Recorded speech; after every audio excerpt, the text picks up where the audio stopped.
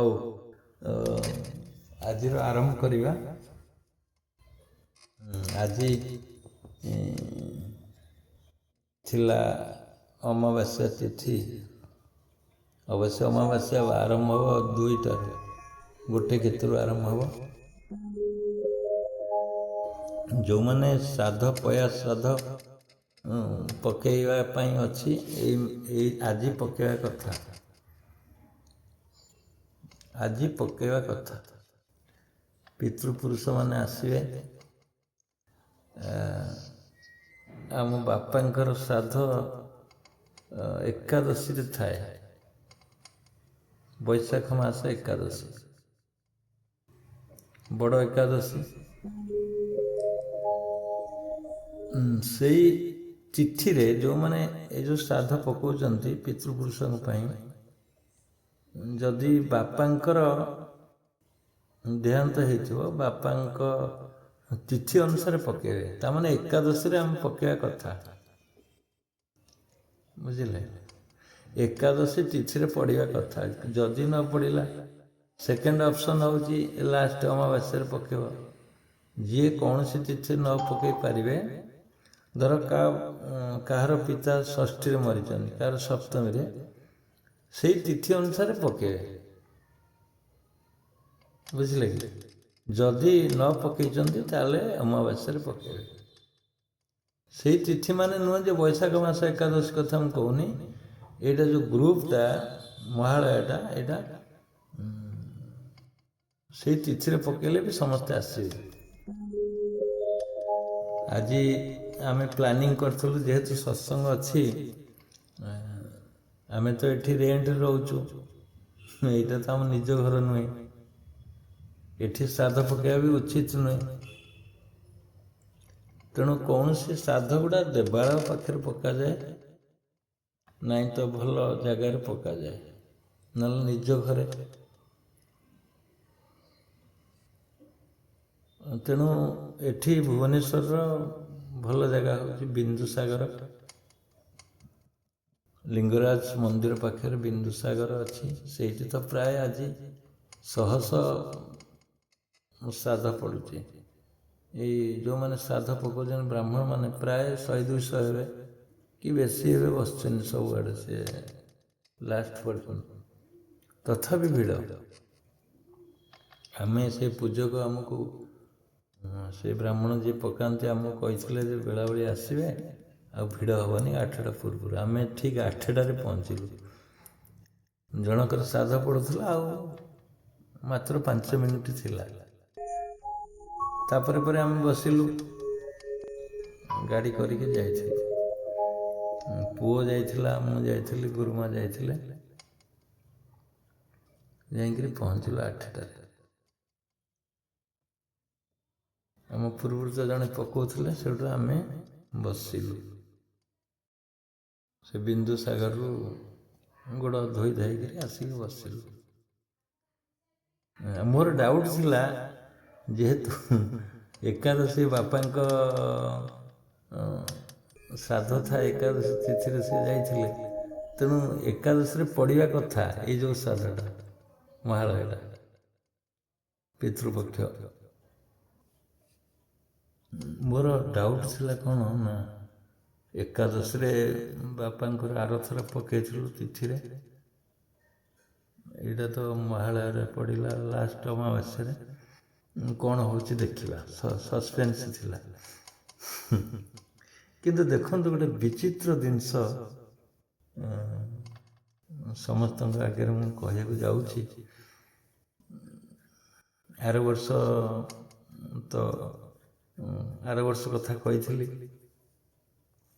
କେମିତି ଶ୍ରାଦ୍ଧ ପଡ଼ୁଛି। ଆଉ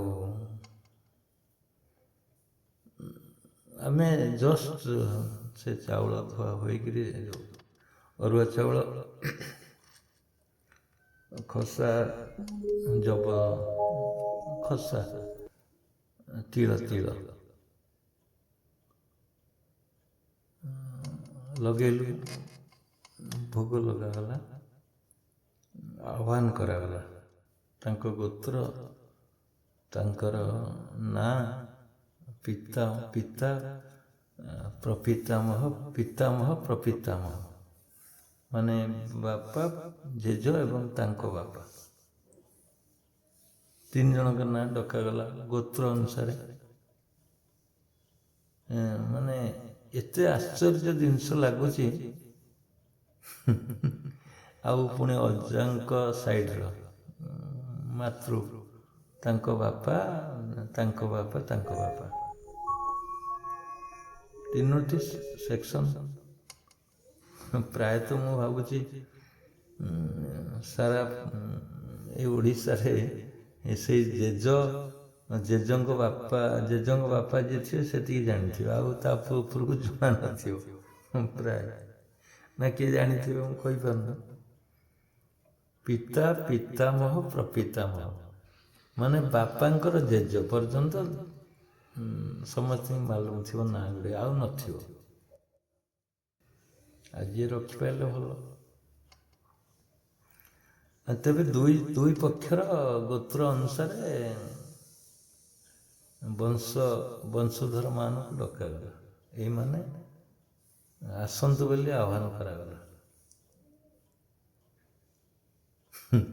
ସତିକା ଅପେକ୍ଷା କରିଛନ୍ତି ଆସିବା ପାଇଁ, ଆସିକି ବସିଗଲେ। ପ୍ରଥମେ 3 ଜଣ ଆସିଲେ। ଆରଥର ତ ମୁଁ କହିଥିଲି 5 ଜଣ ଅଛନ୍ତି, 5 ଜଣ ଆସିଥିଲେ ଆର ଶ୍ରାଦ୍ଧରେ, କିନ୍ତୁ ଆଜିର ଶ୍ରାଦ୍ଧରେ 3 ଜଣ ଦେଖାଦେଲେ। ବୋଧେ ମାମୁଁ ଘର ସାଇଡ଼ର କିଏ ଜଣେ ଆସିଥିଲେ, ଅଜା କି କିଏ ହେବେ, ଆଉ ଆମର ଆସିଥିଲେ, ବୋଉ ଆସିନଥିଲେ। ବୋଉଙ୍କୁ ପଛରେ ପଚରା ଯିବାରୁ ବୋଉ କହିଲେ ମୁଁ ଦେଖୁଥିଲି କୋଉମାନେ ଆସୁଛନ୍ତି। ବୋଉ କହିଲେ ମୁଁ ଦେଖୁଥିଲି କୋଉମାନେ ଆସୁଛନ୍ତି। ସେ ପଛରେ ପହଞ୍ଚିଲା, ଆମେ ଦେଖିଲୁ 3 ଜଣ, ବୋଉ ପଛରେ ଆସିଲେ 4 ଜଣ। ଆରଥରକ ଆସିଥିଲେ 5 ଜଣ। ପୁଣି ଅଛନ୍ତି। ଯେତେବେଳେ ଆଜି ଡକାଯିବ ଆମର ପିମ୍ପେଇ ବା ବଡ଼ବଡ଼ୁଆ, ତା ନାଁ ତ ବଡ଼ବଡ଼ୁଆ ହଉ, ବଡ଼ବଡ଼ୁଆ ଡାକିବା ଗୋଟେ ଓଡ଼ିଶାରେ ଗୋଟେ ବଡ଼ ପର୍ବ।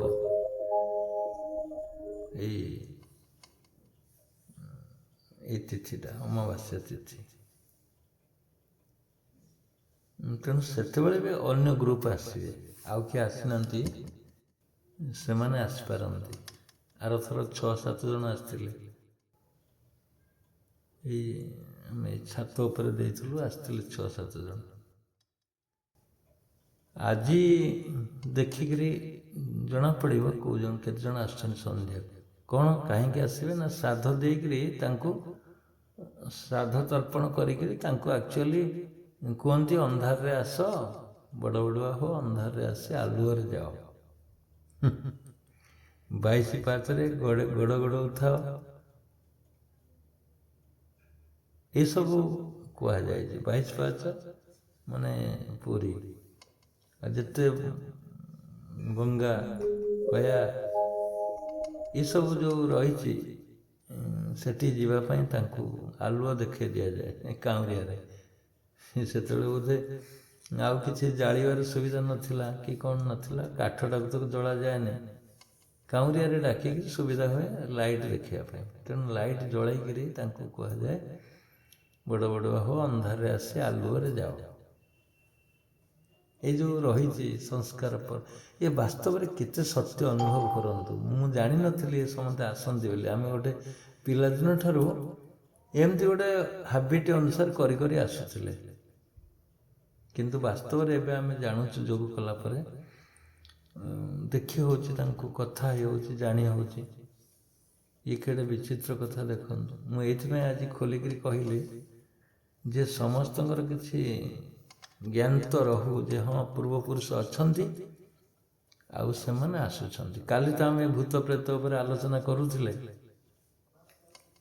ସେମାନଙ୍କ ପୁନର୍ଜନ୍ମ ଆଲୋଚନା ବାକି ଥିଲା। କିଛି ଆଲୋଚନା ହେଇଛି, ପୁଣି ନେକ୍ସଟ କେତେବେଳେ ଆଲୋଚନା କରିବା। ଆଜି ଯଦି ହୁଏ ବି ସେଥିରେ ଆଲୋଚନା କରି ହେଇଯିବ, ଦେଖିବା କ'ଣ ହେଉଛି। ତେବେ ଆମେ ଯେଉଁ ଲକ୍ଷ୍ୟ ରଖିଛେ ବା ସମସ୍ତଙ୍କର ଲକ୍ଷ୍ୟ ଥିବ ମଣିଷ ଆସିଛି ମରିଗଲା ପରେ ସରିଗଲା, ଆଉ କିଛି ବୋଧେ ନାହିଁ, ଆଉ କିଛି ବୋଧେ ନାହିଁ।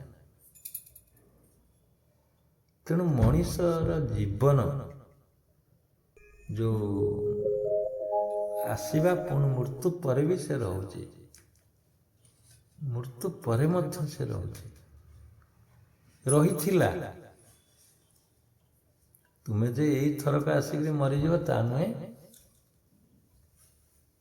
ସରିଯାଇଛି ବା ସରିଯିବ, ଆଉ ଆଗରୁ ଆସିନଥିଲ କି ପରେ ନ ଆସିବ ତା ବି ନୁହେଁ। ତୁମେ ପୂର୍ବରୁ ଏମିତି ଅନେକ ଥର ଜନ୍ମ ନେଇ ସାରିଲଣି, ଆଜି ମଧ୍ୟ ଜନ୍ମ ନେଇଛ, ପୁଣି ମରିଗଲା ପରେ ମଧ୍ୟ ପୁଣି ଜନ୍ମ ନେବ। ଇଏ ସତ୍ୟ ସିଦ୍ଧାନ୍ତ, ଇଏ ପ୍ରାକ୍ଟିକାଲ ପୁରା, ଇଏ ଥିଓରି ପୁରା ପ୍ରାକ୍ଟିକାଲ, ଏଥିରେ ଟିକେ ବି ସନ୍ଦେହ ନାହିଁ। ତେଣୁ ଯଦି ଆମେ ପୂର୍ବରୁ ଆସିଥିଲେ ପୁଣି ମରିଛେ, ଅନେକ ଥର ମରିଛେ, ଅନେକ ଥର ଜନ୍ମ ନେଇଛେ, ବର୍ତ୍ତମାନ ଯେଉଁ ସମୟ ଅଛି ଆମେ ଜନ୍ମ ନେଇଛେ, ମରିବା ମଧ୍ୟ ନିଶ୍ଚିନ୍ତ। ଖାଲି ସେତିକି ନୁହେଁ, ମରିଗଲା ପରେ ପୁଣି ଆସିବା ମଧ୍ୟ ନିଶ୍ଚିନ୍ତ। ଏଇଥିପାଇଁ ଯେ ଯେଉଁ କାମକୁ ତୁମେ ଆସୁଛ କରିବା ପାଇଁ ସେ କାମ କରୁନ, ସେଥିପାଇଁ ବାରମ୍ବାର ଜନ୍ମ ନେବାକୁ ପଡ଼ୁଛି ତୁମକୁ। ନିଜର ପରିଚୟ ପାଇଁ ଆସୁଛ, ନିଜର ଦର୍ଶନ ପାଇଁ ଆସୁଛ, ଯେଉଁ ଦର୍ଶନରେ ସାରା ପୃଥିବୀର ଅମାନତ ଅଛି, ଯେଉଁଠି ସାରା ପୃଥିବୀର ଅମାନତ ଅଛି, ସେଇ ଶରୀର ଭିତରେ, ସେଇ ସୂକ୍ଷ୍ମ ସତ୍ତା ଭିତରେ, ଆଉ ଅଦ୍ଭୁତ ଅସମ୍ଭବ କହିଲେ ଅତ୍ୟୁକ୍ତି ହେବନି, ଅଦ୍ଭୁତ ଏବଂ ଅସମ୍ଭବ କହିଲେ ଅତ୍ୟୁକ୍ତି ହେବନି, ଯେଉଁଟାର ବିନାଶ ନାହିଁ, ଅବିନାଶୀ ବ୍ରହ୍ମ। ବ୍ରହ୍ମ ଅର୍ଥ ବୃଦ୍ଧୌ ଧାତୁରୁ ଆସିଛି, ବ୍ରହ୍ମ ଶବ୍ଦଟା ବୃଦ୍ଧୌ ଧାତୁରୁ ଆସିଛି, ମାନେ ବୃଦ୍ଧ ବହୁତ ବଡ଼ ବଡ଼। ତେଣୁ ବଡ଼ ମାନେ ସେଇ ବଡ଼, ତୁମେ ମଧ୍ୟ ସେଇ ବଡ଼। ତୁମ ଭିତରେ ଯଦି ବ୍ରହ୍ମ ଅଛି, ବ୍ରହ୍ମ ସତ୍ତା ଅଛି, ସେଇ ବ୍ରହ୍ମ ସତ୍ତା ଟିକେ ହେଲେ ବି ତୁମେ ସେଇ ବ୍ରହ୍ମ। ପୂର୍ଣ୍ଣାତ୍ ପୂର୍ଣ୍ଣମିଦଂ, ଯେଉଁ କୁହାଯାଇଛି, ପୂର୍ଣ୍ଣରୁ ପୂର୍ଣ୍ଣ ଆସିଛି, ପୂର୍ଣ୍ଣାତ୍ ପୂର୍ଣ୍ଣମିଦଂ। ଆଉ ଏଥିରୁ ଯଦି କିଛି ନିଆଯାଏ ପୁଣି ବି ପୂର୍ଣ୍ଣ ଏଠି ରହିଯିବ।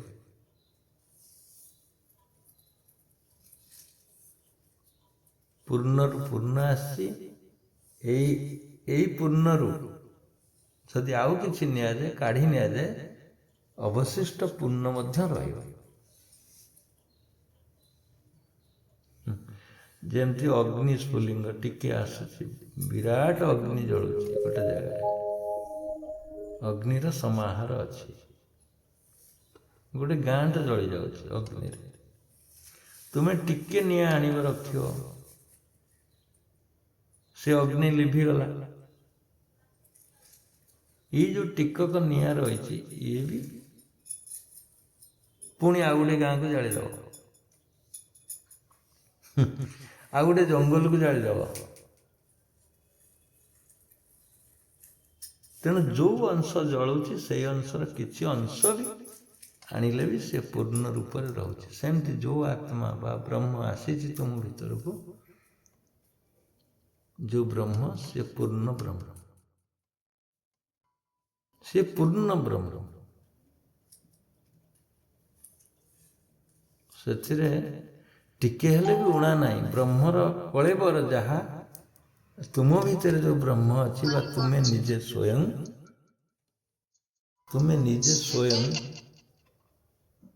ତୁମେ କେବେ ବି ଖିଆଲ ରଖନି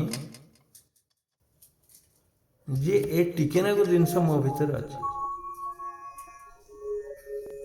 ଏ ତ ପ୍ରମାଣ ମିଳିଲା ଆମକୁ, ପ୍ରମାଣ ମିଳିଲା କି ନାହିଁ?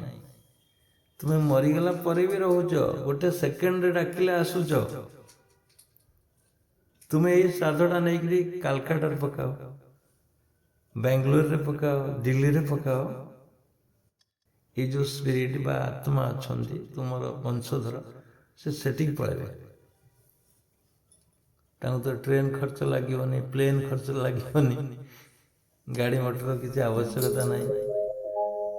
ଶୂନ୍ୟ ଦେଇ ଗୋଟେ ସେକେଣ୍ଡ ଲାଗିବନି ସେଠି ପହଞ୍ଚିବା ପାଇଁ ଦିଲ୍ଲୀରେ। ତେଣୁ କେତେ ପାୱାରଫୁଲ୍ ଅନୁଭବ କରନ୍ତୁ ସୂକ୍ଷ୍ମ ଶରୀର। ସୂକ୍ଷ୍ମ ଶରୀର କେତେ ପାୱାରଫୁଲ୍। ଗୋଟେ ସେକେଣ୍ଡରେ ଲଙ୍ଘୟତି, ଲିଙ୍ଗ ଶରୀର ମଧ୍ୟ ତାକୁ କୁହାଯାଏ ସୂକ୍ଷ୍ମ ଶରୀରକୁ। ଲଙ୍ଘୟତି ଏଇ ଟର୍ମରେ କୁହାଯାଇଛି, ସିଏ ଲଙ୍ଘନ କରିପାରିବ, ଯାଇପାରିବ, ଖୁବ୍ ସ୍ପିଡରେ ଯାଇପାରିବ। ତାର ଗତି ଅସୀମ, ଅସୀମ ଗତି। କେବଳ ଗୋତ୍ର ଏଇଥିପାଇଁ ରହିଛି ନା, ଗୋଟିଏ ନାଁ ଧର ହରି, ତୁମ ନାଁ ଯଦି ହରି ଡକାଯାଏ, ହଜାର ହରି ଥିବେ, ଲକ୍ଷ ହରି ଥିବେ, କୋଉ ହରି ଯିବ ସେଠି? ତେଣୁ ଗୋତ୍ର ସହିତ ଯଦି ତୁମର ନାଁକୁ ଡକାଯାଏ, ପିତାଙ୍କ ନାଁକୁ ଡକାଯାଏ, ତାହେଲେ ମିଶିଗଲା। ତୁମ ବାପାଙ୍କ ନାଁ ସହିତ ତୁମ ନାଁ ଏବଂ ଗୋତ୍ର ଇଏ ଗୋଟିଏ ୟୁନିଟ୍, ଗୋଟିଏ, ଆଉ କୋଉଠି ନଥିବ। ଦେଖନ୍ତୁ, ତୁମ ବାପାଙ୍କ ନାଁ ହରି, ତୁମ ନାମ ହଉଛି ଡବ୍ଲୁ, ଗୋତ୍ର ହେଲା କାଶ୍ୟପ। ଏଇ ତିନିଟାଙ୍କ କମ୍ବିନେସନ କୋଉଠି ପୃଥିବୀରେ ନଥିବ। ବାପାଙ୍କ ନାଁ ହରି, ପୁଅ ନାଁ ଡବ୍ଲୁ ବା ବବୁଲ ବା ଚିଣ୍ଟୁ ବା ମିକୁ, ଗୋତ୍ର ହେଲା କାଶ୍ୟପ ବା ଭରଦ୍ୱାଜ। ଇଏ କମ୍ବିନେସନ କୋଉଠି ନଥିବ ପୃଥିବୀରେ। ଯେମିତି ତୁମ ଆଙ୍ଗୁଠି ର ଟିପ ଯେଉଁ ଦିଆଯାଏ, ସେଇଟା ଯଦି ଲଗେଇଦବ, ଇଏ ପୃଥିବୀରେ କୌଣସି ଟିପ ସହିତ ମିଶିବନି। ଯେଉଁ 700 କୋଟି ଲୋକ ଅଛନ୍ତି, ସେ 700 କୋଟି ସହିତ ତୁମ ଟିପଟା ପୁରା ୟୁନିକ୍, ଅନନ୍ୟ, ପୁରା ପୃଥକ, କେବେ ବି ମିଶିବନି। ତେଣୁ ସେଇଥିପାଇଁ ଗୋତ୍ର ସହିତ ଯେଉଁମାନେ ପୂଜା କରୁଛନ୍ତି, ନାମ ସହିତ ଗୋତ୍ର ଉଚ୍ଚାରଣ କରାଯାଉଛି। ଗୋତ୍ର ଅମକ, ନାମ ଅମକ, ଶିବଲିଙ୍ଗରେ ପାଣି ଢାଳି ଦିଆହେଉଛି ବା ଅଭିଷେକ କରାହେଉଛି। ମାନେ ଏଥିରୁ ସ୍ପଷ୍ଟ ଅନୁମେୟ ହେଉଛି ସେଇ ବ୍ୟକ୍ତି ହିଁ ଦେଲା, କେବଳ ସେଇ ବ୍ୟକ୍ତି ହିଁ ଦେଲା। ତେଣୁ ଗୋତ୍ର ସହିତ ନାମର ଉଚ୍ଚାରଣ ହେଉଛି। ସେମିତି ଯେଉଁ ପୂର୍ବଜମାନେ ଅଛନ୍ତି ବା ଆମର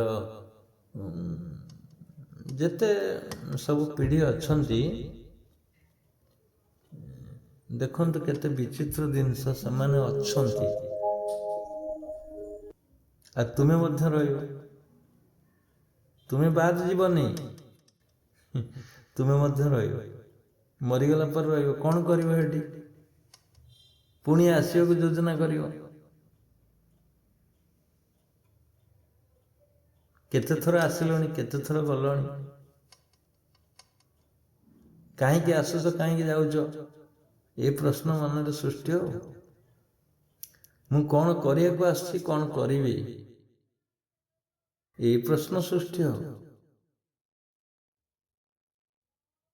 তাহলে সমাধান হব। ଆଉ ଏଇ ବର୍ତ୍ତମାନ ସମୟ ହେଉଛି ତୁମ ପାଇଁ ପ୍ରକୃଷ୍ଟ ସମୟ, ପ୍ରକୃଷ୍ଟ ସମୟ। ଏ ସମୟ ମିଳିବନି ହୁଏତ ତୁମକୁ ଆଉ। ପୁଣି ଆସିବ, କେଉଁଥିରେ ଜନ୍ମ ନେବ, କାହା ଘରେ ଜନ୍ମ ନେବ। ତୁମ ଯେଉଁ କାଷ୍ଟ ମିଳିଛି ସେଇ କାଷ୍ଟଟା ତୁମ ପାଇଁ ବେଷ୍ଟ, ତୁମ ପାଇଁ ଅତି ପ୍ରକୃଷ୍ଟ କାଷ୍ଟ ସେଇଟା ଭାବିନିଅ। ସେ କାଷ୍ଟ ମିଳିବନି, ହୁଏତ ଆଉ କେଉଁ କାଷ୍ଟ ମିଳିବ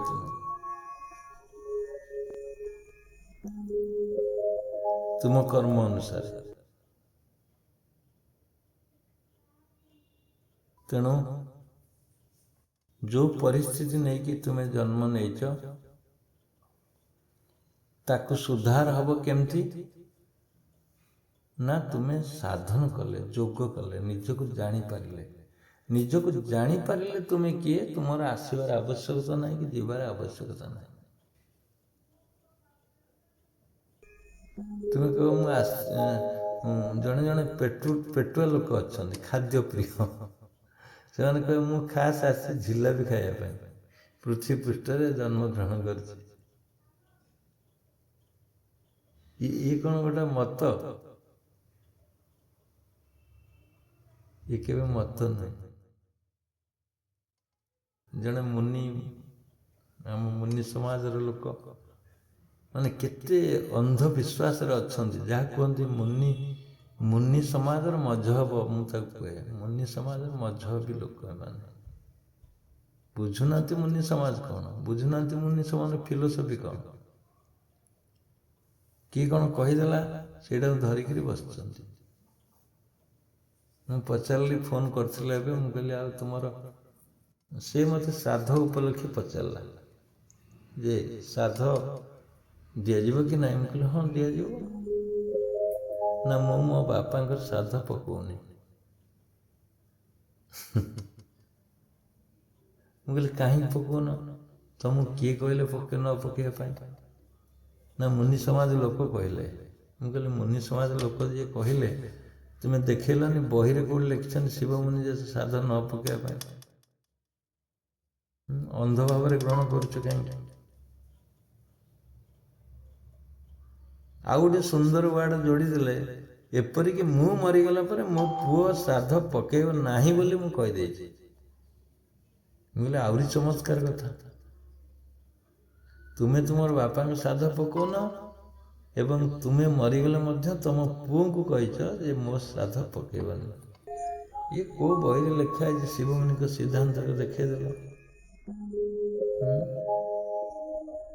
ମାନେ ଏତେ ତାକୁ ଏତେ ତାଙ୍କ ମଜହବ ଚିନ୍ତାଧାରା ଅଛି, ଅନ୍ଧବିଶ୍ୱାସରେ କାହା କଥାକୁ ସେ ବିଶ୍ୱାସ କରିନେଇଯାଉଛି। ମୁଁ ତ କହୁଛି ମୁନି ସମାଜର କଥାକୁ ବିଶ୍ୱାସ କରନି। ଯଦି କିଛି ଭୁଲ ଲେଖା ହେଇଛି ଫୋପାଡ଼ି ଦିଅ। ଶିବମୁନି କହୁଥିଲେ, ମୁଁ ମଧ୍ୟ କହୁଛି।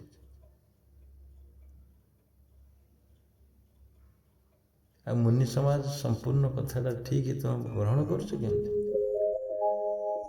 ଯିଏ ଲେଖିଛନ୍ତି, ଯିଏ ସଂସ୍ଥା ତିଆରି କରିଛନ୍ତି, ସିଏ କହିଛନ୍ତି ମୋ କଥା ଯଦି ଭୁଲ ଅଛି ଚିରି ଫୋପାଡ଼ି ଦିଅ। ଆଉ ତୁମେ କେମିତି କହୁଛ ସବୁ ଜାଗା ମୁନି ସମାଜ ସିଦ୍ଧାନ୍ତ ଠିକ୍? କ'ଣ ସେ ଲୋକଙ୍କୁ କହିବ କୁହନ୍ତୁ? ମୁନି ସମାଜକୁ ଆସିଛ କ'ଣ ଏଇଆ ଶିକ୍ଷା ପାଇଁ, ଏଇଆ ଶିକ୍ଷା ଦେବା ପାଇଁ? ଏଇଥିପାଇଁ ଲୋକମାନେ, ଅଧିକାଂଶ ଲୋକ ମୁନି ସମାଜକୁ ଘୃଣା କରିପାରନ୍ତି। ଠାକୁର ପୂଜା କର ନ କର ସିଏ ଗୋଟେ ଅଲଗା କଥା। ତୁମ ନିଜ ପିତା ମାତା ଯିଏ ଅଛନ୍ତି ସେମାନେ କେତେ ଦୁଃଖ କଷ୍ଟରେ ଅପେକ୍ଷା କରିଥିବେ ତୁମେ କ'ଣ କରିବ ବର୍ଷକର ଗୋଟିଏ ଦିନ ତାଙ୍କ ପାଇଁ।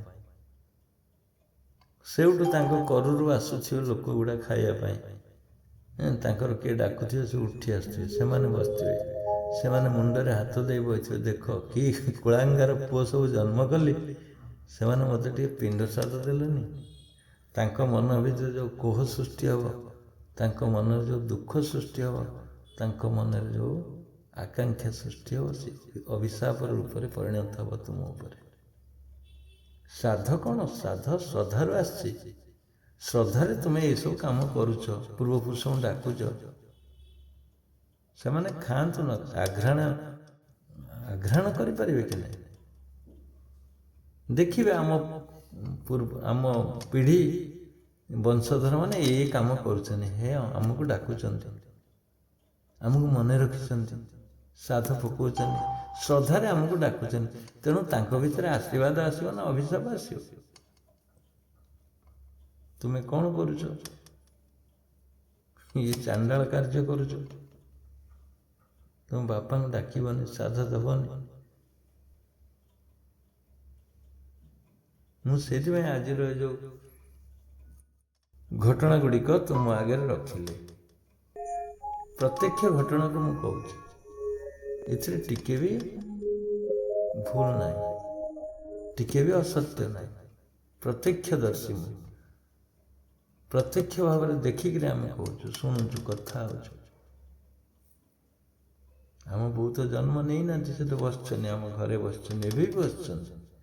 ମୁଁ ଅନେକ ଥର କହିଛି, ମାନେ କେତେ ସ୍ନେହ ଥିଲା, କେତେ ଶ୍ରଦ୍ଧା ଥିଲା, କେତେ ଆମକୁ ଭଲ ପାଉଥିଲେ।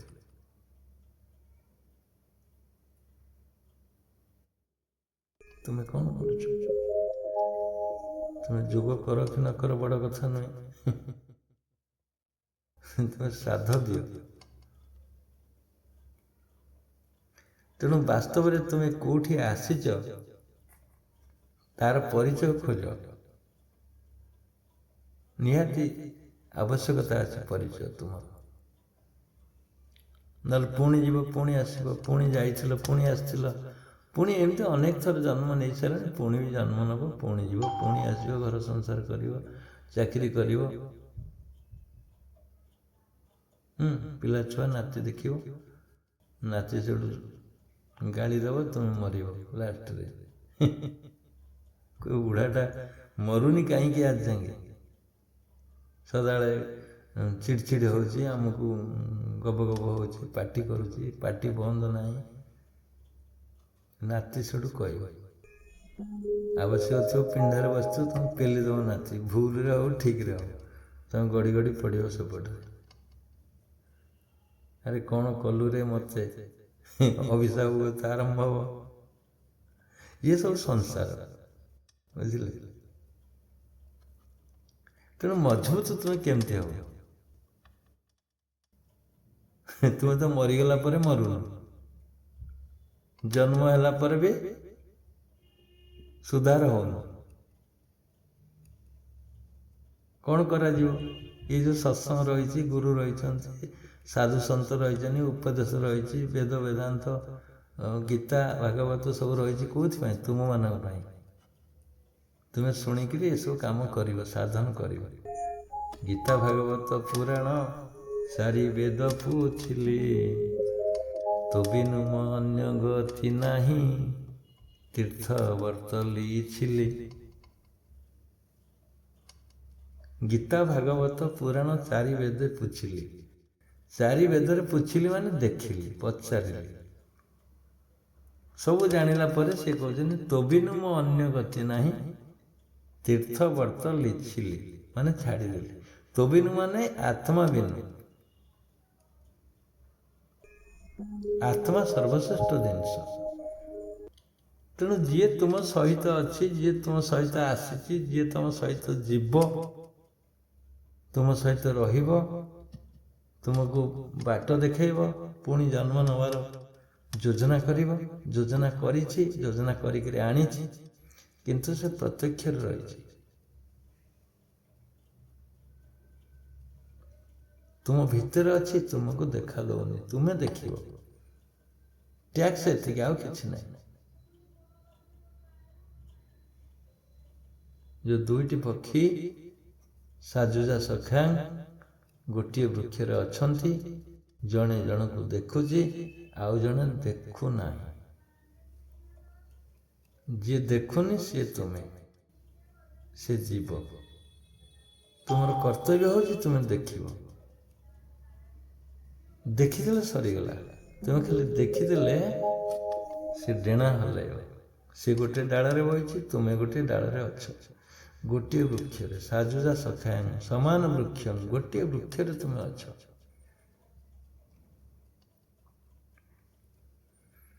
ତୋର ଅନ୍ୟ ମିଠା ପିପଳ, ଗୋଟିଏ ମିଠା ପିପଳ ଖାଉଛି, ମାନେ ଆଇସ୍କ୍ରିମ୍ ଖାଇଦେଉଛି, କୋଲ୍ଡ ଡ୍ରିଙ୍କସ୍ ପିଇ ଦେଉଛି,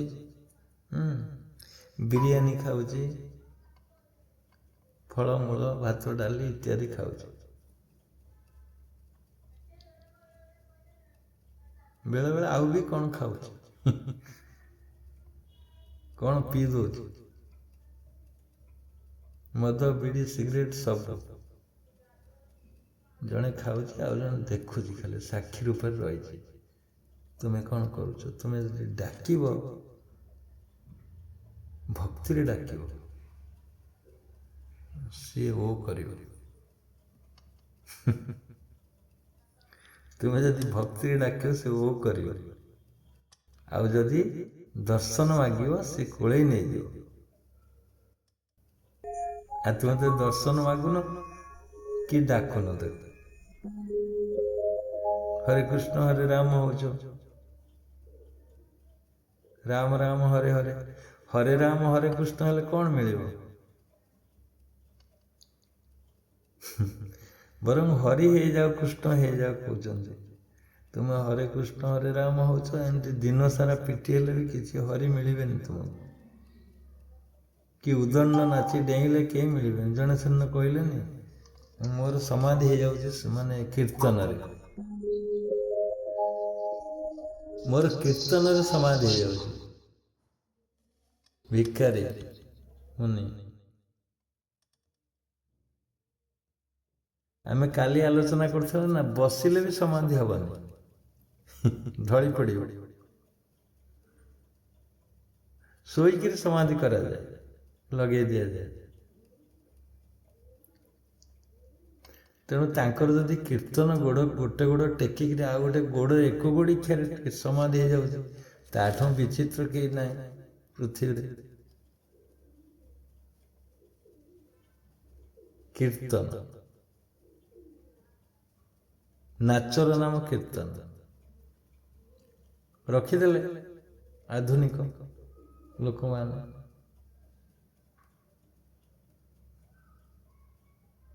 ସହଜ ହେଲା।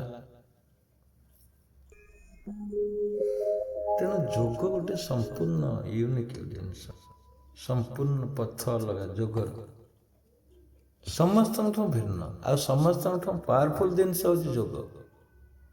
ସେଇଥିପାଇଁ ଗୀତାର ସମ୍ପୂର୍ଣ୍ଣ ଅଧ୍ୟାୟ ଗୋଟେ ଯୋଗ ତତ୍ତ୍ୱ ଉପରେ ଲେଖାଗଲା। ତୁମର କ'ଣ ଇଚ୍ଛା ହଉନି ତୁମ ପୂର୍ବପୁରୁଷଙ୍କୁ ଦେଖିବା ପାଇଁ? ତୁମର କ'ଣ ଇଚ୍ଛା ନାହିଁ ନା ଗବେଷଣା କରିନ ଯେ ମୁଁ ମରିବି ବୋଲି? ନିଶ୍ଚିନ୍ତ ମରିବି, ମଲା ପରେ କ'ଣ କେଉଁଠି ରହିବି? ତେଣୁ ମଲା ପୂର୍ବରୁ ଯଦି ଆମେ ମରଣଟାକୁ ଦେଖି ନେଇଗଲେ ଅସୁବିଧା କ'ଣ ହେଇଯାଉଛି? ଜି ଥାଉ ଥାଉ ମରଣ ଶିଖ।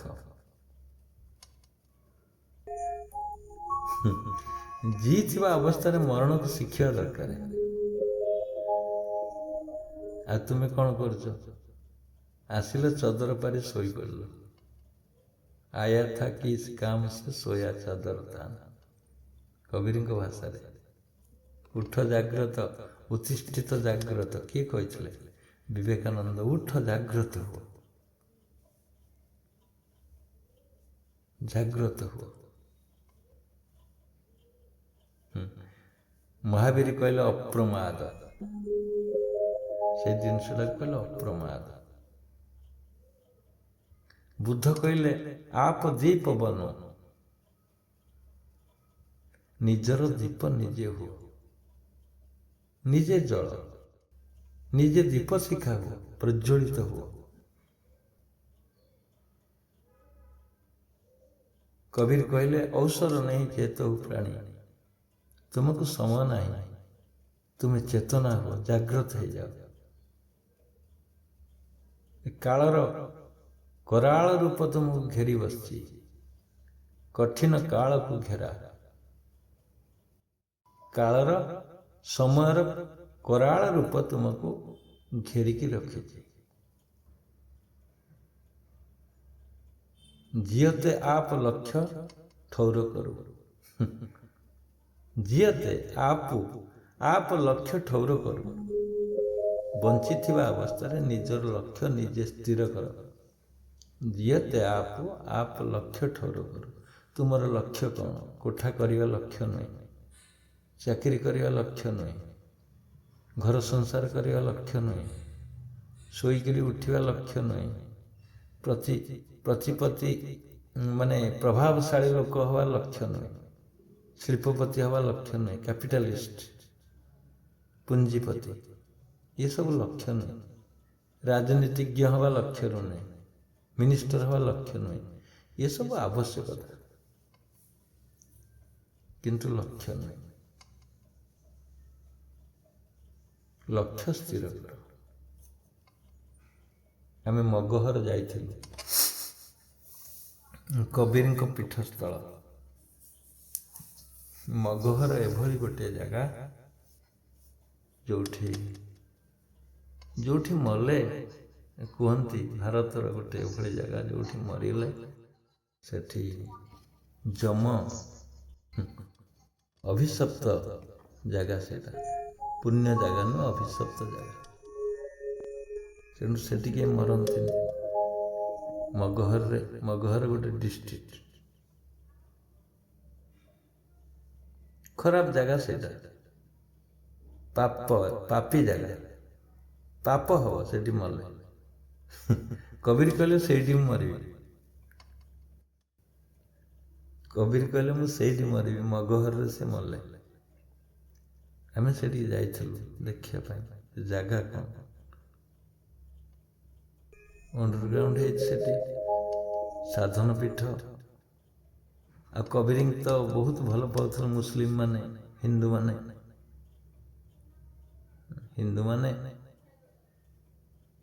ସେଠି ମନ୍ଦିର କରିଛନ୍ତି। ଆଉ ମୁସଲିମ ମାନେ ତାଙ୍କର କବର ସମାଧି ପୀଠ କରିଛନ୍ତି ଗୋଟିଏ ଜାଗାରେ ଲାଗିଛି ପୁରା। ଗୋଟିଏ ମନ୍ଦିର ଠାରୁ ଆଉ ଗୋଟେ ତାଙ୍କର ଯୋଉ ମସଜିଦଟା ମାତ୍ର 10-20 ଫୁଟ ହବ କି 30 ଫୁଟ ହବ ଅନୁମାନ, ଗୋଟିଏ ଜାଗାରେ କରାଯାଇଛି। ସେମାନେ ଆସିଥିଲେ, ସେମାନେ ଦେଖିଲେ, ନିଜର ସ୍ୱରୂପକୁ ଦେଖିଲେ। ଏ ଜଣେ ମୁସଲମାନ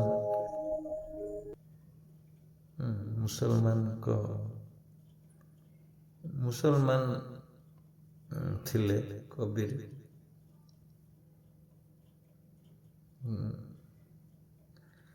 ଆଉ ତାଙ୍କୁ ଜଣେ ତନ୍ତୀ କାଷ୍ଟ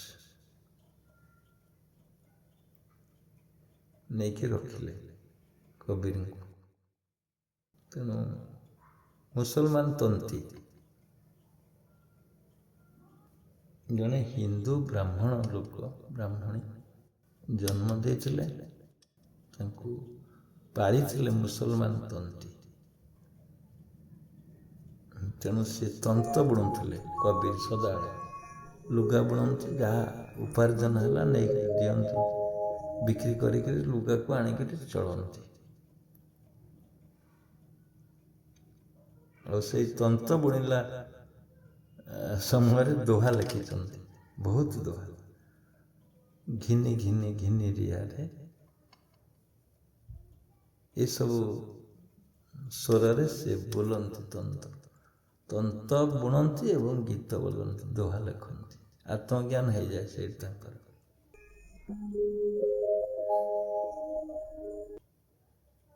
କବୀର ହେଉଛନ୍ତି ସମୁଦ୍ର, ଜ୍ଞାନର ସମୁଦ୍ର। ଯେତେ ସନ୍ଥ ଆସିଛନ୍ତି ସମସ୍ତଙ୍କ ଠାରୁ ଅଧିକ ଗ୍ରନ୍ଥ କବୀର ଲେଖିଛନ୍ତି।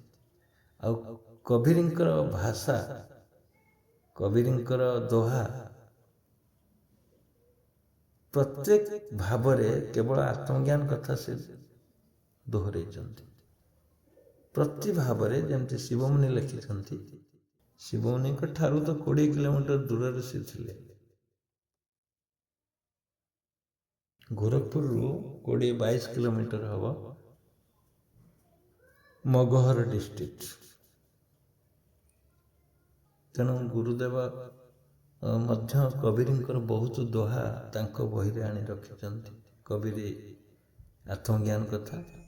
ତେଣୁ କବୀରଙ୍କର ଆତ୍ମଜ୍ଞାନ ଦୋହା, ମୁଁ ବି ଯାଇଥିଲି ସେଠି ଗୋଟେ ଦୋହା ଆଣିଲି ବହି। ସେତେବେଳେ 500 ଟଙ୍କା ନେଇଥିଲା ସେ ବହି ଖଣ୍ଡକୁ, ମୋଟା ବହି। ମୁଁ ଆଣିଥିଲି କିଣିକି ସେଠୁ କବୀରଙ୍କ ପୀଠରୁ। ତେଣୁ ବୁଦ୍ଧ ତ ହେଲେ ରାଜାଙ୍କ ଛୁଆ, କବୀର ତ କେତେ ତଳେ ଅଛନ୍ତି ଦେଖନ୍ତୁ। ବୁଦ୍ଧ ହେଲେ, ମହାବୀର ହେଲେ, ଏସବୁ ରାଜକୁମାର। କିନ୍ତୁ ରେଦାସ, କବୀର ଏସବୁ ବହୁତ ଗରିବ, କିନ୍ତୁ ଏତେ ଉଚ୍ଚ କୋଟିର ଭାବ ତାଙ୍କ ଭିତରେ ଥିଲା, କଳ୍ପନା କରିପାରିବେନି।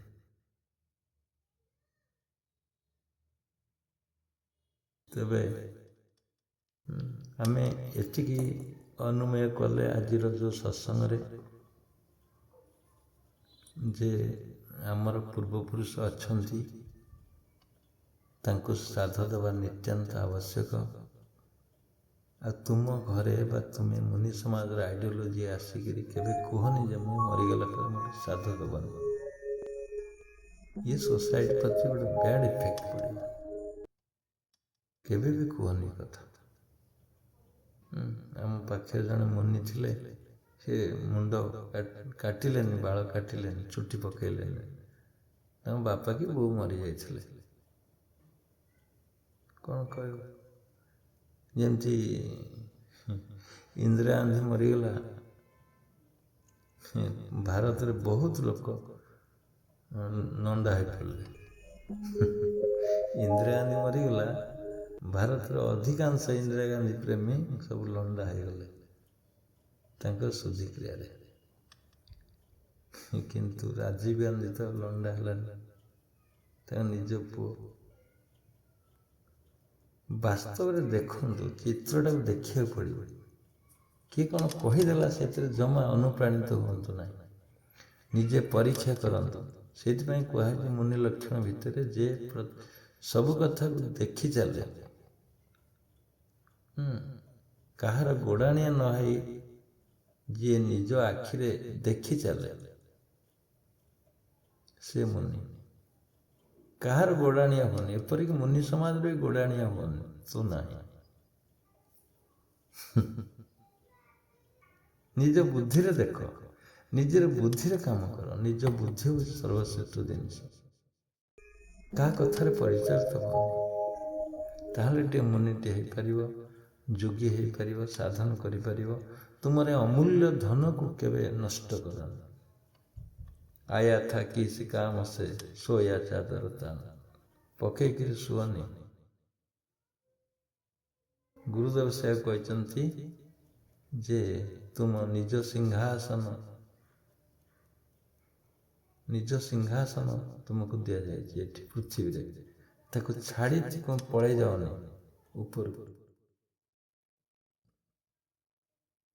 ଉପରକୁ ଛାଡ଼ିକିରି ଯାଅନି। ଏ ସିଂହାସନ ତୁମ ପାଇଁ ଅଛି କେବଳ।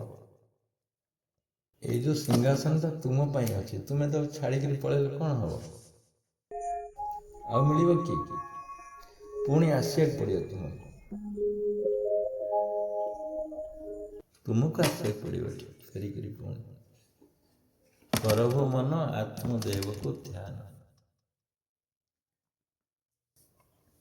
କରହୁ ମନ ଆତ୍ମଦେବକୁ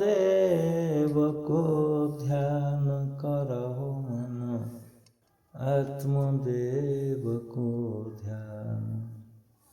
ନିଜ ସିଂହାସନ ଦଖଲ କରତ नहीं, ନିଜ ସିଂହାସନ ଦଖଲ କରତ नहीं, घेरी रहो अज्ञान, घेरी रहो अज्ञान, करहु मन ଆତ୍ମଦେବକୁ ଧ୍ୟାନ। ନିଜ ସିଂହାସନ ଦଖଲ କରିବା ପାଇଁ ତୁମେ ଆସିଛ କୋଉଠିକି? ପୃଥିବୀ। କିନ୍ତୁ ତୁମକୁ ଅଜ୍ଞାନ ଘେରିକି ରହିଛି।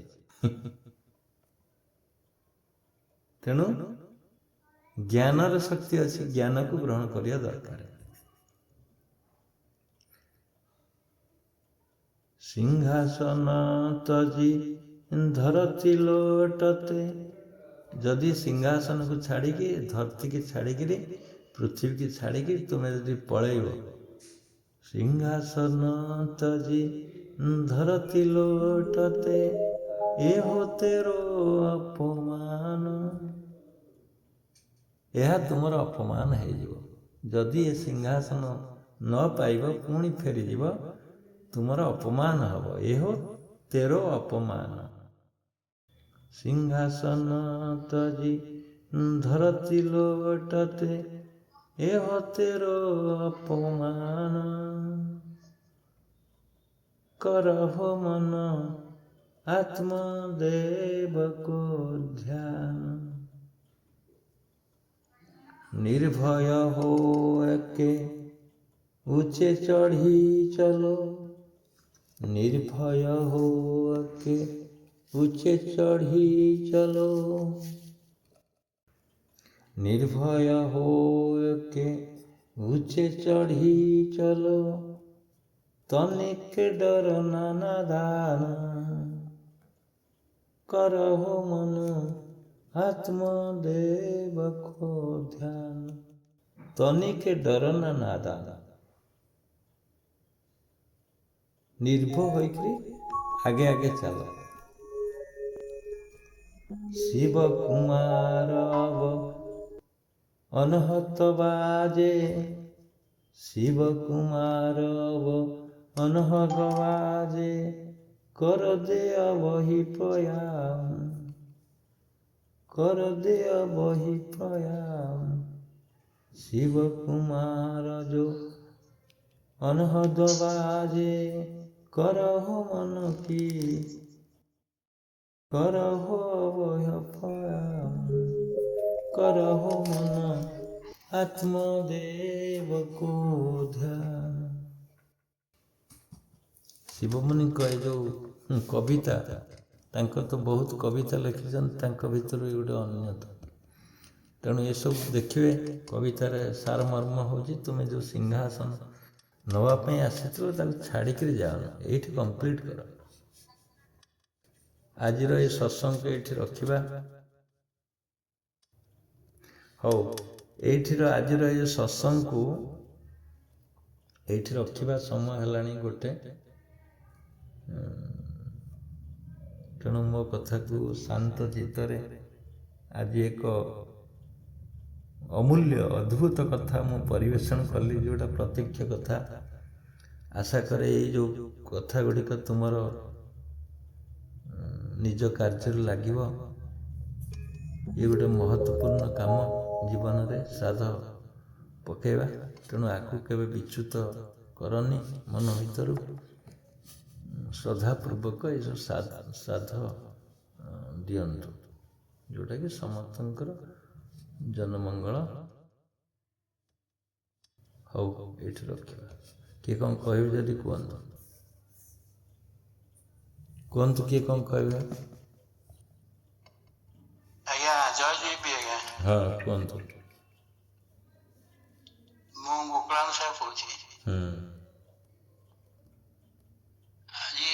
जो श्राद्ध विषय आलोचना कराला, काल श्राद्ध विषय आलोचना करा जायथिला, वृत्तप्रेत विषय भी आलोचना करा जायथिला काली विस्तृत भाव में।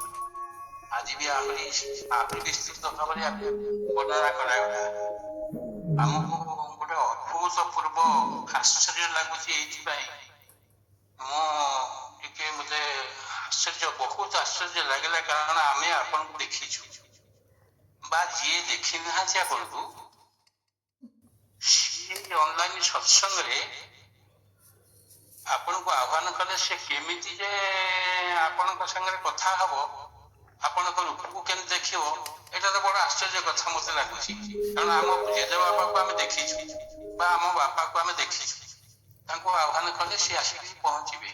आपन तो डायरेक्ट कहिले जे अनेक थर कहउछन से बिंदुसागर रे आपण श्राद्ध दौरान एवं आसिक से बसुंच, प्रत्येक जमी आम आपण सामने बस कथबार्ता हो,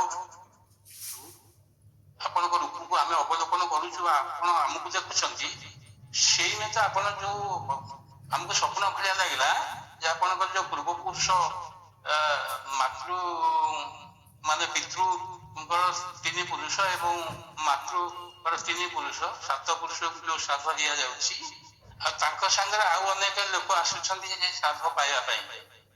ଆପଣ ପ୍ରତ୍ୟକ୍ଷରେ ଦେଖୁଛନ୍ତି ଯେ 3 ଜଣ ଆସିକି ବହିଛନ୍ତି ବା ଏ 3 5 ଜଣ ଆସିକି ବହିଛନ୍ତି। ଆପଣଙ୍କର ଆଜ୍ଞା ଯୋଉ ଆମର ଭାଗବତରେ ତ ଅନେକ କଥା ଲେଖା ଅଛି, ଭୂତ ପ୍ରେତ ବିଷୟରେ ଅଛି ବା ଆତ୍ମା ବିଷୟରେ ଲେଖା ହେଇଛି।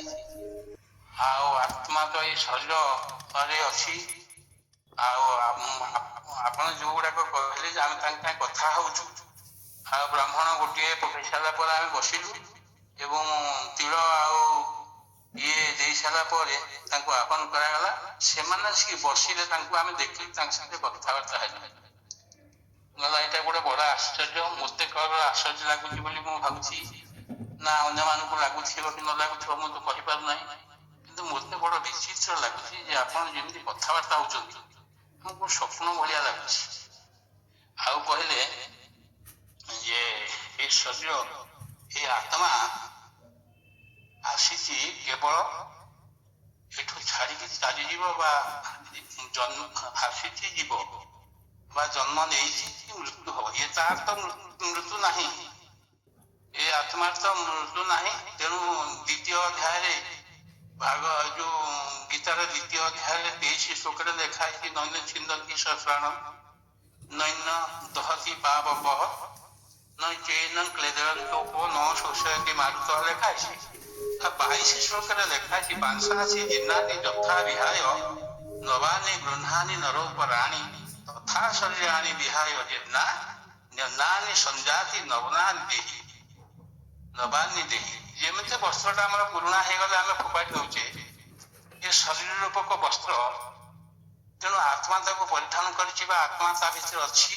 ଏଇ ଶରୀର ରୂପକ ବସ୍ତ୍ରଟା ଯେତେବେଳେ ପୁରୁଣା ହେଇଗଲା ଆମେ ତାକୁ ଫୋପାଡ଼ି ଦଉଛେ ଏବଂ ନୂଆ ବସ୍ତ୍ର ନେଲେ। ତାପରେ ଏଇ ଯୋଉଟା ଆପଣ କହିଲେ ମତେ ସ୍ୱପ୍ନ ଭଳିଆ ଲାଗିଲା, ମତେ ବୋଧେ ସ୍ୱପ୍ନ ଭଳିଆ ଲାଗିନଥିବ, ଆଉ ଅନ୍ୟମାନଙ୍କୁ ବି ଲାଗିଥିବ, ମନ ମନ କରୁଛି। ଟିକେ କ୍ଲିୟର କରିବେ କି?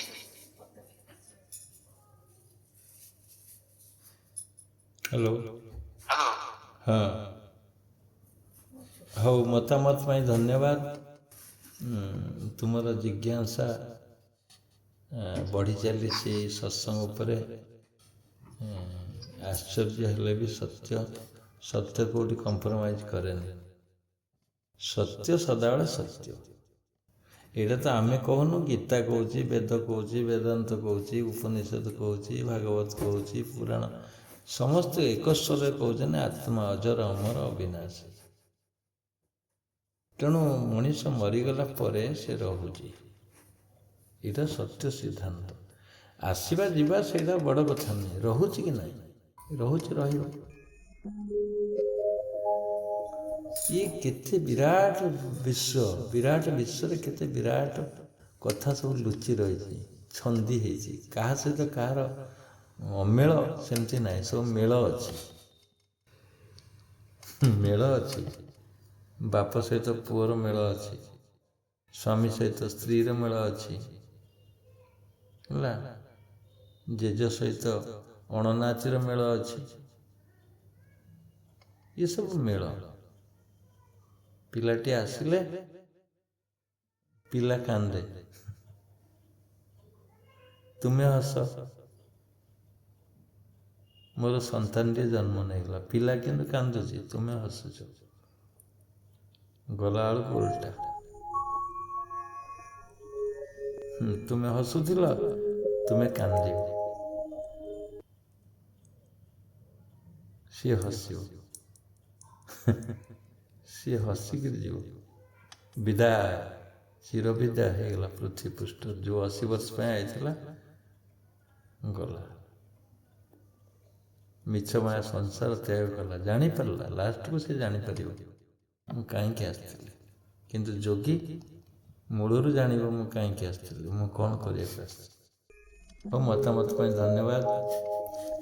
ଆଉ ନେକ୍ସଟ କିଏ କହିବେ ଯଦି କୁହନ୍ତୁ, କିଏ ମତ ରଖିବେ? ଜୟ ଜୟ। ପର୍ଯ୍ୟନ୍ତ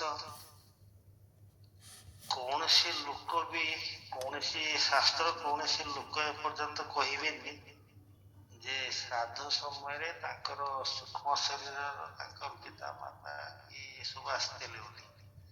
ଆପଣ ପ୍ରଥମ ଥର ପାଇଁ କହିଲେ, ତ ଆମେ ଦେଖିପାରିବା କି ନ ପାରିବା ସେ ତ ସମ୍ଭବ କି ନୁହେଁ ସେଟା କହିହେବନି।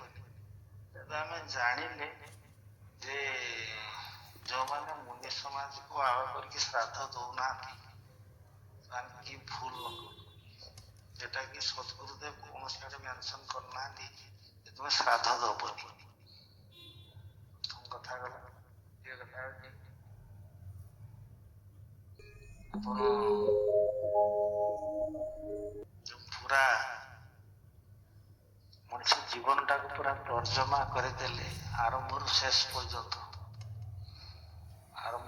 ପର୍ଯ୍ୟନ୍ତ ତର୍ଜମା କରିଦେଲେ ସେ କଣ କରିବା ଉଚିତ କଣ ନ କରିବା ଉଚିତ ଏହାର ଗଭୀର ପ୍ରଭାବ ନିଶ୍ଚିତ ଲୋକମାନଙ୍କ ଉପରେ ପଡିବ, ଆମମାନଙ୍କ ଉପରେ ପଡିବ।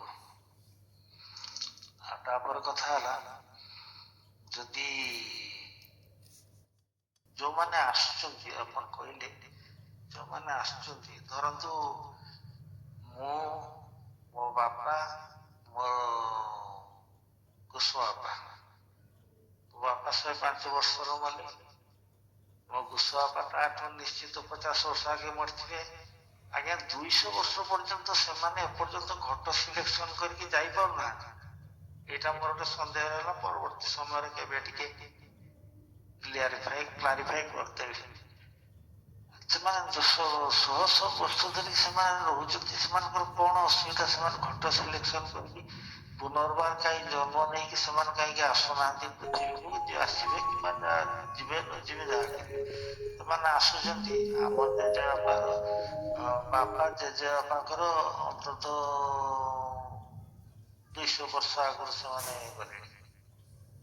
ସେମାନେ ଏପର୍ଯ୍ୟନ୍ତ ଯଦି ଅଛନ୍ତି ସେମାନେ କଣ ଏମିତି ସବୁବେଳେ ସୂକ୍ଷ୍ମ ଶରୀର ରହିଥିବେ ଆଉ ତାଙ୍କର ଆସିବାଟା ହବନି ନା ଆଉ ପୃଥିବୀ? এই বিষୟରେ ମୋର ଗୋଟେ ସନ୍ଦେହ ହେଲା, ଆପଣ ଟିକେ ପରେ ତାକୁ କ୍ଲାରିଫାଇ କେତେବେଳେ କରିଦେବେ। ଆଉ ଆପଣ ଯେ ତର୍ଜମା କରିଦେଲେ ମଣିଷ ଜୀବନଟା କଣ ତାକୁ ଗଭୀର ଭାବେ ହାଲକା ଭାବେ ନ ଶୁଣି ତାକୁ ଭଲ ଭାବେ ଶୁଣିକି ତାକୁ କାମ ଲଗେଇବା ଉଚିତ। ହେଲେ ଆମ ସମାଜଟା ଶୃଙ୍ଖଳିତ ହେଇଯିବ, ଆମ ଜୀବନଟା ଶୃଙ୍ଖଳିତ ହେଇଯିବ, ଆମେ ଶୃଙ୍ଖଳିତ ହେଇଯିବା, ସବୁ ଶୃଙ୍ଖଳିତ ହେଇଯିବ। ସମୟ ହେଇଗଲା, କହିକି ରହୁଛି। ଧନ୍ୟବାଦ ତୁମର ଆନ୍ତରିକ ମତାମତ ରଖିଲେ, ପଏଣ୍ଟ ୱାଇଜ୍ ଉପସ୍ଥାପନ କଲେ କ'ଣ କ'ଣ ମୁଁ କହିଛି। ତେବେ ଏଇଠି ମନେ ରଖନ୍ତୁ, ଯେଉଁ ସମସ୍ତେ ତ ଆସୁନାହାନ୍ତି, ଯେଉଁ ପୂର୍ବଜମାନେ ଯାଇଛନ୍ତି ସମସ୍ତେ ଆସୁନାହାନ୍ତି, କେତେ ଗୁଡ଼ିଏ ଆସୁଛନ୍ତି। ଆଉ ଯେଉଁମାନେ ନ ଆସୁଛନ୍ତି ହୁଏତ ନ ଆସିପାରନ୍ତି, ଜନ୍ମ ନେଇପାରନ୍ତି କେଉଁଠି। ଆମେ ଯେଉଁ ଦେଖିଲୁ ଯେ ସମସ୍ତେ ଆସିଥିଲେ ତା ନାହିଁ, କେତେ ଗୁଡ଼ିଏ ବି ଆସିନାହାନ୍ତି, ହୁଏତ ସେମାନେ ଜନ୍ମ ନେଇଥିବେ। ତେଣୁ କେତେ ଗୁଡ଼ିକଙ୍କର କ'ଣ କ'ଣ ରହସ୍ୟ ତା ଭିତରେ ଲୁଚି ରହିଛି, ଯଦି ବହୁତ ଗବେଷଣା କରାଯାଏ ତା ଭିତରେ ପାଇବା ସହଜ, ବଡ଼ କଥା ନୁହେଁ। ତା ଭିତରେ ଯଦି ଆହୁରି ଗବେଷଣା କରାଯାଏ, ଦେଖାଯାଏ ସାଧନରେ, ବା ସେ ବିଷୟରେ ଆହୁରି ଭିତର ସ୍ତରକୁ ଗଲେ ବହୁତ କଥା ଜଣାପଡ଼ିବ ନିଶ୍ଚିନ୍ତ ଭାବରେ। ତେଣୁ ଅନେକ ଧନ୍ୟବାଦ। ଦେଖିବା ସମୟ ସୁବିଧା ହେଲେ ଯଦି ପୁଣି ସେ ବିଷୟରେ ଆମେ ଆଲୋଚନା କରିବା। ଏଇଟା ଗୋଟେ ବଡ଼ ବିଚିତ୍ର ଜିନିଷ ନୁହେଁ ଯେ ଏ ଆପ୍ର ଅନୁଧ୍ୟାନ କରିବା ପାଇଁ। ଆଉ ହଉ, ନେକ୍ସଟ କିଏ କୁହନ୍ତୁ? ଆଜ୍ଞା ମୋର ଟିକେ ସନ୍ଦେହ ହେଲା ଏଇ ପ୍ରଶ୍ନ ଉପରେ, ଆଉ ଟିକେ ମୁଁ 1 ମିନିଟ୍ ପାଇଁ କହିବାକୁ ଚାହୁଁଛି। ହ୍ୟାଲୋ। ହଁ କୁହନ୍ତୁ, ସର୍ଟରେ କୁହନ୍ତୁ, ଆଉ କିଏ କାଳେ କହିବେ। ଏ ଜୀବ ମରଣ ନିକଟ ଯେବେ ଚିନ୍ତା ଅନ୍ୟ ଘଟେ, ସେ ଅନ୍ୟ ଘଟଣାକୁ ଆଗ ସିଲେକ୍ସନ କରିକି ସେ ଘଟ ଭିତରକୁ ପ୍ରବେଶ କରିବ। ଆଉ ଯୋଉ ଆମର ରବୀନ୍ଦ୍ର ଯୋଉ କଥାଟା କହିଲେ ସେଥିରେ ମୁଁ ସହମତ। ଆଉ ବର୍ତ୍ତମାନ ସିଏ ଏପର୍ଯ୍ୟନ୍ତ କାହିଁକି ଘଟ ନେଇନାହାନ୍ତି, ଆଉ ଆମେ ଆହ୍ୱାନ କଲେ ସେମାନେ ଆସୁଛନ୍ତି। ଏଇଟା ମୋ ମନେ ଭିତରେ ବି କି ମାରିଥିଲା, ମୁଁ କଥା ପ୍ରସଙ୍ଗରେ କହିପାରିନଥିଲି। ଏବେ ହେଇ ଗୋଟାକ ସେଇ ପ୍ରଶ୍ନଟା ବି ମୋର ସନ୍ଦେହ ଅଛି। କାରଣ ଭାଗବତରେ ଲେଖା ଅଛି, ଜୀବ ମରଣ ନିକଟେ ଯେବେ ଚିନ୍ତଇ ଅନ୍ୟ ଘଟେ, ସେ ଚିନ୍ତା ମରଣର ଅଳ୍ପ ସମୟ ହେଇଥିବ, ସେ ଗୋଟେ ଘଟକୁ ଚିନ୍ତା କରିବ, କୋଉ ଘଟଟା ନବ, ତେଣୁ ସେ ଏଠୁ ବାହାରିକି ସେ ଘଟରେ ପ୍ରବେଶ କରିବ। ଆଉ ଯେମିତି ଆମେ ଗୋଟେ ଲୁଗାଟା ବଦଳୁଛେ, ଏ ପୁରୁଣା ଲୁଗାଟା ଫୋପାଡ଼ି ଦେଇକି ଗୋଟେ ନୂଆ ଲୁଗା ପିନ୍ଧୁଛେ, ଆମେ ଆଗ ଦେଖୁଛେ ଲୁଗାଟା କୋଉଠି ଥୁଆ ହେଇଛି, ଆଗ ମନେ ପକଉଛେ ନା। ତେଣୁ ମୋ ସନ୍ଦେହ କନଫ୍ୟୁଜନ ରହୁଛି, ଆପଣ କେତେବେଳେ ତାକୁ କ୍ଲିୟର ମୁଁ କରିବେ? ଏବେ କ୍ଲିୟର କରିଦେଉଛି। ତମର ଉଚ୍ଚ ସ୍ତରର ଯେଉଁ ଉପସ୍ଥାପନ, ଏ ଯେଉଁ ପ୍ରଶ୍ନ ରଖିଲ, ବହୁତ ମୂଲ୍ୟବାନ ପ୍ରଶ୍ନ। ତେବେ ମୂଲ୍ୟବାନ ଉତ୍ତର ମଧ୍ୟ ଅଛନ୍ତି। ଦେଖନ୍ତୁ, ଏ ମୁନି ସମାଜକୁ ଆସିବା ପାଇଁ କେତେ ଥର ଜଣେ ଚିନ୍ତା କରୁଛି, ଆସିପାରୁଛି କି? କୁହନ୍ତୁ। କେତେ ପ୍ରୟାସ ପରେ ଏଠିକି ଆସିଛି। ସବୁ ପ୍ରକାର ଠିକ ହେଲେ ଯାଇକି ସେ ଆସିବ। ହଁ, ଆସିବ। ଜଣେ ମୁନି ସମାଜକୁ ଆସିବା ପାଇଁ କେତେ କଷ୍ଟ ହେଉଛି, ସେ ଚିନ୍ତା କରୁଛି। ବେଗେ କ'ଣ, ସେ ଆହୁରି ଅତି ବେଗରେ ଚିନ୍ତା କରୁଛି ଆସିବା ପାଇଁ, ଆସିପାରୁନି, ଆଡ଼ମିସନ୍ ନେଇପାରୁନି। କି ତୁମେ ପୁରୀ ଯିବାକୁ ହେଲେ ଚିନ୍ତା କରୁଛ, କେତେଥର ପୁରୀ ଗଲଣି, ଚିନ୍ତା କ'ଣ ହେଇନି? ପହଞ୍ଚି ପାରୁନ। ବଦ୍ରୀନାଥ ପହଞ୍ଚି ପାରୁନ, କାଶୀ ବୃନ୍ଦାବନ ପହଞ୍ଚି ପାରୁନ, ଇଚ୍ଛା ଅଛି କିନ୍ତୁ ପହଞ୍ଚି ପାରୁନ। ଇଏ ସେମିତି, ତୁମେ ମରଣ ଏବଂ ଜନ୍ମଟା ଅନ୍ୟଠି ନିର୍ଭର କରୁଛି ତୁମର ସଂସ୍କାର ଉପରେ। ଯଦି କ'ଣ ଖାଲି ଜଣେ ଚିନ୍ତା କରିଦେବ, ସାଙ୍ଗେ ସାଙ୍ଗେ ସେ ଜନ୍ମ ନେଇଯିବ। ଯଦି ଲେଖିଲା ଭାଗବତ, ଠିକ ଅଛି, ଭାଗବତ ଲେଖିଦେଲା, ଚିନ୍ତା କରେ, କିନ୍ତୁ ପହଞ୍ଚିବା ତ ସହଜ ନୁହେଁ ନା।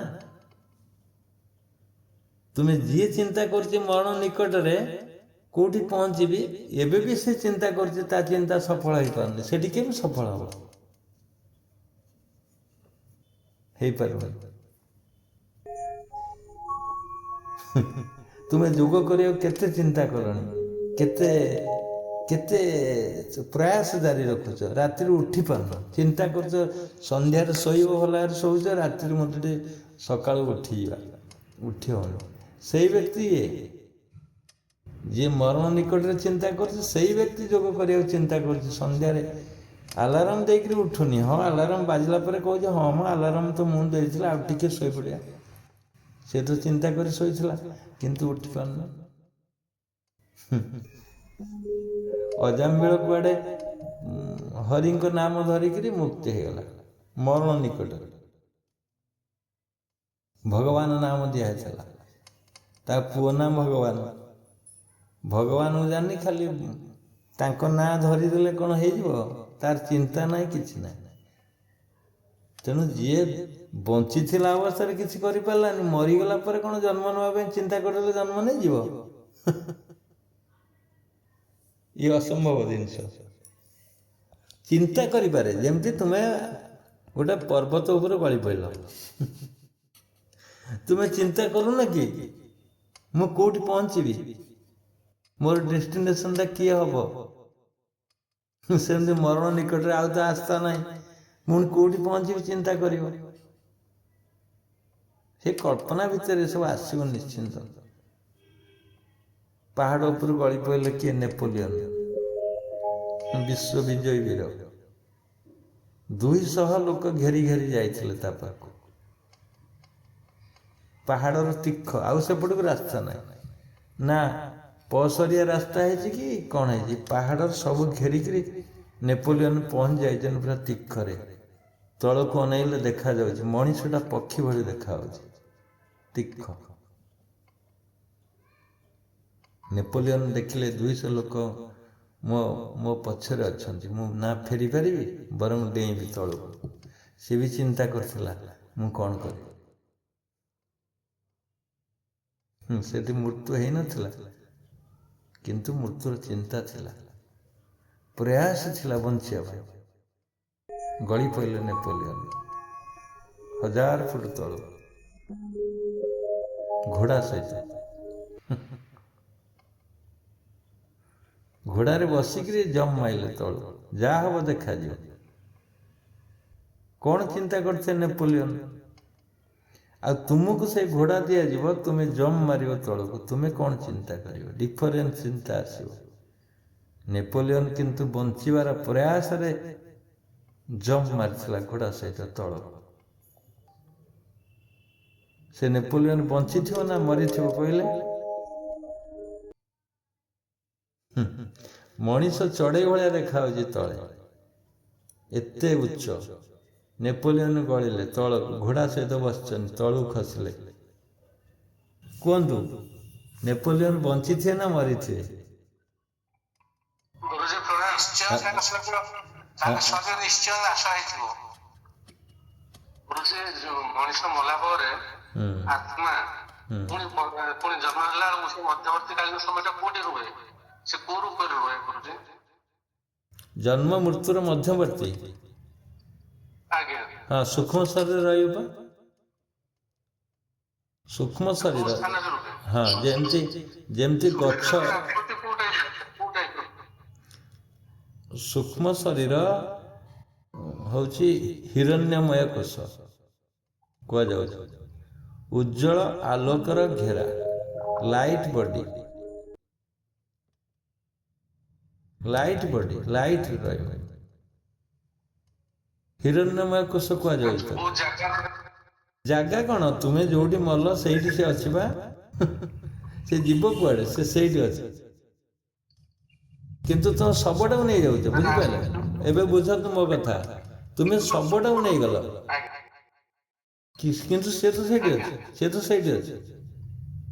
ସେ କାହିଁ କୁଆଡେ ଯିବ? ସେଇଠି ରହି 13 ଦିନ ରହିବ, ତାପରେ କୁଆଡେ ଯିବ? ସେଇଥିପାଇଁ ପିଣ୍ଡ ଶ୍ରାଦ୍ଧର ତ ବ୍ୟବସ୍ଥା କରାହେବ।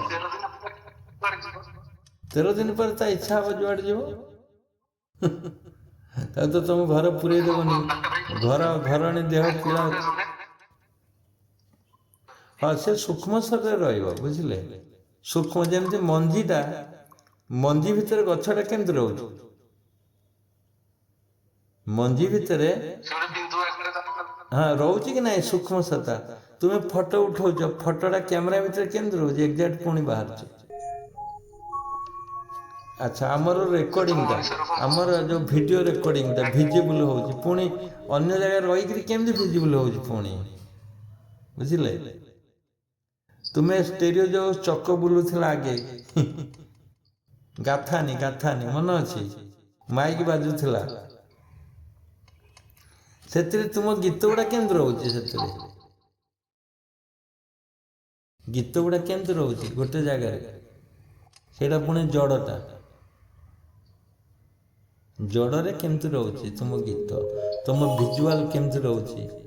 ସେମିତି ଆଉ ସେ ସୂକ୍ଷ୍ମ ଆକାର ରହିବ। ମଞ୍ଜିରେ ଯେମିତି ଗଛ ସୂକ୍ଷ୍ମ ଆକାର ରହୁଛି, ସେମିତି ସୂକ୍ଷ୍ମ ଆକାର ରହିବ। ହେଲା? ହଉ।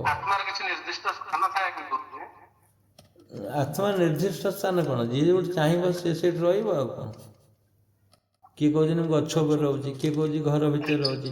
ଯେଉଁ ସ୍ପିରିଟ୍ ଗୁଡ଼ା ପଶି ଯାଉଛନ୍ତି ସେମାନେ ଘର ଭିତରେ ରହୁଛନ୍ତି କି ନାହିଁ? ଜବରଦସ୍ତ ତମକୁ ଅସୁବିଧା ସୃଷ୍ଟି କରୁଛନ୍ତି, ନେଗେଟିଭ କରୁଛନ୍ତି। ସେ ରହୁଛନ୍ତି ଆତ୍ମା।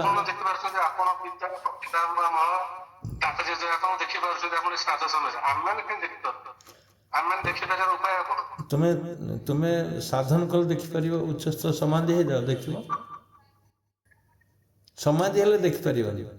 ସମାଧିର ଆଉ ଗୋଟେ ଉଚ୍ଚ ସ୍ତରକୁ ଯିବ, ଯେଉଁ ଲଙ୍ଘିମା ଗରିମା, ବୁଝିଲ? ସୂକ୍ଷ୍ମ ହେଲେ ଦେଖିପାରିବ। ଜାଣିଲ? ଆମ ବୋଉ ଆଜି ଆସିକିରି ତା ଗୋଡ଼କୁ ଖେଞ୍ଚିଦେଲା, ବୁଝିଲେ? ଗୁରୁମାଙ୍କ ଗୋଡ଼କୁ ଖେଞ୍ଚିଦେଲା। ସେଠୁ ଇଏ କଲା, କାହିଁ ଖେଞ୍ଚୁଛ? ନା ମୁଁ ଦେଖ କିଏ ସବୁ ଅଛି। ଆମ ବୋଉ ପରିଚୟ କରିଦେଉଛି ଯେ ଇଏ ଆମେ ତ ଚିହ୍ନିନୁ ନା ତାକୁ, ବୁଝିପାରିଲେ? ଆମେ ବୋଉଙ୍କୁ ଖାଲି ଦେଖିଛୁ। ବୋଉ ଚିହ୍ନଉଛି, ଇଏ ହେଉଛି ଅଜା, ଇଏ ହେଉଛି ଅମକ। କାହିଁକିନା ବୋଉଙ୍କୁ ଆମେ ଦେଖିଛୁ, ଆମେ ତାଙ୍କୁ ଚିହ୍ନିଛୁ କି? ଚିହ୍ନିନୁ। ତେଣୁ ବୋଉ ଆଇଡେଣ୍ଟିଫାଏ କରୁଛି, ଇଏ ହେଉଛି ଇଏ ହେଉଛି ସେ। ଇଏ କେତେ ରହସ୍ୟ ଜିନିଷ ଦେଖନ୍ତୁ।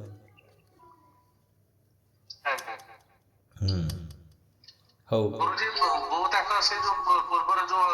ସେମାନେ ସାଇଜ ଥିଲା ସେଫ୍ ଥିଲା ସେଇ ସେଫ୍ରେ ଆସିଥିଲେ ହଁ ସେଇ ସେଇ ଆକୃତି ସେଇ ମାନେ ଡ୍ରେସ୍ ହିଁ ପିନ୍ଧିଛନ୍ତି। ଆଜ୍ଞା ଲଙ୍ଗଳା ହେଇକି ଆଉଛନ୍ତି ତା ନୁହେଁ, ଡ୍ରେସ୍ ହିଁ ପିନ୍ଧିଛନ୍ତି। ଆଜ୍ଞା ଆମ ବାପା ସେ ତ ବହୁତ ପୁରୁଣା କାଳିଆ ଲୋକ, ମାନେ କଛା ଯୋଉ ଭିଡ଼ନ୍ତିନି ଗାନ୍ଧୀ କଛା ଭଳିଆ ଆଣ୍ଠୁ ଉପରକୁ, ଆଜ୍ଞା ହଁ ପୁରା ମଜବୁତ କଛା ମଜବୁତ ଲୁଗା। ମାନେ ଏ ଆଶ୍ଚର୍ଯ୍ୟ ନୁହେଁ କି ଦେଖନ୍ତୁ।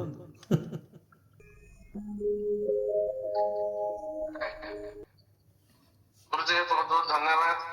ଆପଣଙ୍କ ଚ୍ୟାନେଲ ମାଧ୍ୟମରେ ସମସ୍ତଙ୍କୁ ଉପସ୍ଥିତ ଅଛନ୍ତି ତାଙ୍କୁ ଦୀପାବଳିର ଶୁଭକାମନା ଜଣାଇ ମୁଁ ମୋର ବକ୍ତବ୍ୟକୁ ସାରିଲି।